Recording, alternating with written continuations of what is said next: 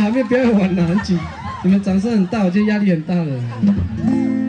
好，然后接下来今天来台中也要做一个比较特别的，我们来一点点不一样的新歌发表，好不好？好，我也要请我的朋友那个，今这新歌发表要请我的一个朋友跟我一起帮忙这样，也是来自法兰奥的组员，来自马兰的阿美族的，有没有看到阿美族都很帅，对不对？跟那个比平常大家印象中黑黑矮矮又胖胖的人，打算很坏。我们这边台东太多原住民了啦，每天都在勾心斗角那样。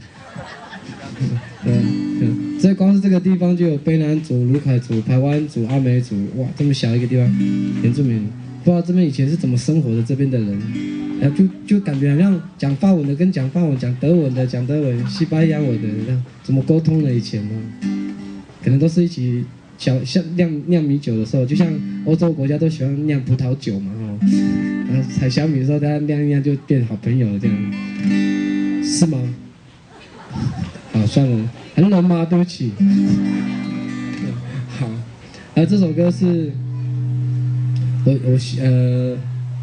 我因为我爸爸的关系，然后其实我的很多母语都是跟我爸爸请教的，然后有一天就很好奇，就是爸爸对这样的事情，就是唱歌这件事情，他有什么想法？然后聊一聊，就聊到他自己的人生了。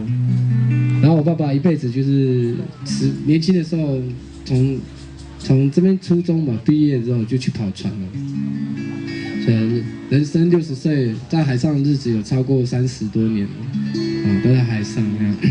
然后他回来陆地上，他工作也很不习惯，因为他觉得没有那个 feel。对，他现在还在跑船的。然后我写了一首歌叫《远洋》。爸爸跑船也是有原因的，因为阿美族都是母系社会嘛。你们知道阿美族是母系社会吗？我们都是还没有嫁出去的，知道吗？对，有地就可以娶我们，好不好？60甲以上，那个坡度要少于85度以下，太陡了我们不要。然后以前只有阿美族是母系社会，所以很早男生就是被卖去做工人哦。